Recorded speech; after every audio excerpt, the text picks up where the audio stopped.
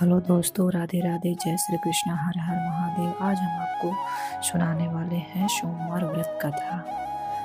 सोमवार व्रत करने वाले को त्रयोदशी के दिन भर भोजन नहीं करना चाहिए। शाम के समय जब सूर्यास्त में 3 घड़ी का समय शेष रह जाए तब स्नान आदि कर्मों से निवृत्त होकर श्वेत वस्त्र धारण करे। तत्पश्चात संध्या वंदना करने के बाद शिव जी का पूजन आरंभ करें। पूजन के स्थान को स्वच्छ जल तथा गोबर के घोल से लेप कर मंडप बना लेना चाहिए और उस मंडप के ऊपर रंगीन चादर लगाकर वंदनवार से सुसज्जित कर देना चाहिए। उस स्थान पर 5 रंगों के मिश्रण से पुष्प की आकृति बनाकर कुश का आसन बिछाना चाहिए और उस आसन पर पूर्व मुख होकर भगवान भोलेनाथ का पूजन करना चाहिए। बात है, किसी नगर में एक साहूकार रहता था। उसके घर में धन की कोई कमी नहीं थी, लेकिन उसकी कोई संतान नहीं थी। इसी कारण वह बहुत दुखी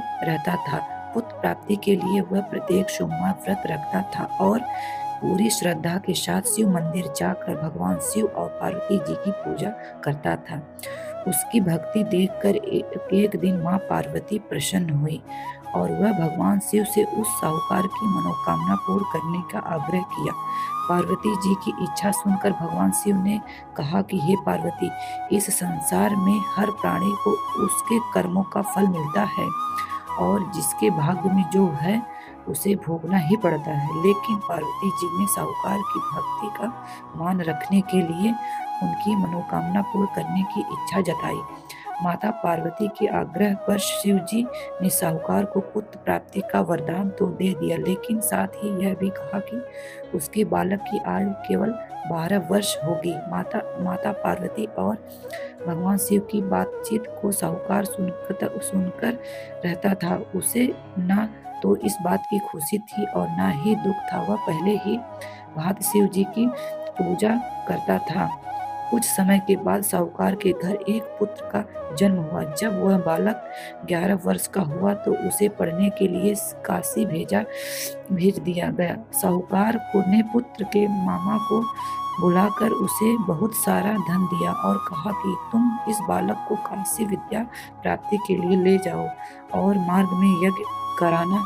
जहाँ भी यज्ञ करो वहाँ ब्राह्मणों को भोजन कराते और दक्षिणा देते हुए जाना। दोनों मामा भांजे इस तरह यज्ञ करते और ब्राह्मणों को दान दक्षिणा देकर काशी की ओर चल पड़े।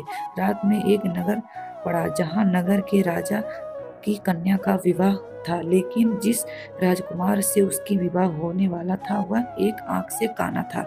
राजकुमार के पिता ने अपनी पुत्र के काना होने की बात को छुपाने के लिए एक चाल सोची। साहूकार के पुत्र को देखकर उसके मन में एक विचार आया। उसने सोचा कि क्यों न इस लड़के को दूल्हा बनाकर राजकुमारी से विवाह करा दूं। विवाह के बाद इसको धन देकर विदा कर दूंगा और राजकुमारी को अपने नगर ले जाऊंगा। लड़के को दूल्हा के वस्त्र पहनाकर राजकुमारी के विवाह कर दिया। लेकिन साहूकार का पुत्र ईमानदार था। उसने यह बात कर न्याय संगति नहीं लगी। उसने अवसर पाकर राजकुमारी की चुन्नी के पल्ले पर लिख दी, तुम्हारा विवाह तो मेरे साथ हुआ है, लेकिन जिस राजकुमार के साथ तुम्हें भेजा जाएगा वह एक आंख से काना है। मैं तो काशी पढ़ने जा रहा हूँ। जब राजकुमार ने चुन्नी पर लिखी बातें पढ़ी तो उसके माता पिता को यह बात बताई। राजा ने अपनी पुत्री को विदा नहीं किया, जिससे बारात वापस चली गई। दूसरी ओर साहूकार का लड़का और उसका मामा काशी पहुंचे और जाकर उन्होंने यज्ञ किया। जिस दिन लड़के की आयु 12 वर्ष की हुई उसी दिन यज्ञ रखा गया। लड़के ने अपने मामा से कहा कि मेरी तबीयत कुछ ठीक नहीं है। मामा ने कहा कि तुम अंदर जाकर सो जाओ। शिव जी के वरदान अनुसार कुछ ही देर के बाद बालक का प्राण निकल गया। मृत भांजे को देखकर उसके मामा ने विलाप शुरू किया। संयोगवश उसी समय शिव जी और माता पार्वती उधर से जा रहे थे। पार्वती ने भगवान से कहा, स्वामी, मुझे इसके रोने की स्वर सहन नहीं हो रहा। आप इस व्यक्ति के कष्ट को अवश्य दूर करें। जब शिवजी मृत बालक के समीप गए तो वह बोले कि यह उसी साहू का पुत्र है जिसे मैंने 12 वर्ष की आयु का वरदान दिया था। अब इसकी आयु पूरी हो चुकी है। लेकिन मृत भाव से विभोर माता पार्वती ने कहा कि हे महादेव, आप इस बालक को और आयु देने की कृपा करें, अन्यथा इसके वियोग में इसके माता पिता भी तड़प तड़प कर मर जाएंगे। माता पार्वती के आग्रह पर भगवान शिव ने उस लड़के को जीवित होने का वरदान दिया। शिव जी की कृपा से वह लड़का जीवित हो उठा। शिक्षा समाप्त करके लड़का नगर में भी पहुंचा, यज्ञ का आयोजन किया। उस लड़के के ससुर ने उसे देखकर पहचान लिया और महल में ले जाकर उसकी खातिरदारी की और अपनी पुत्री को विदा किया। इधर साहूकार और उसकी पत्नी भूखे प्यासे रहकर बेटे की प्रतीक्षा कर रहे थे।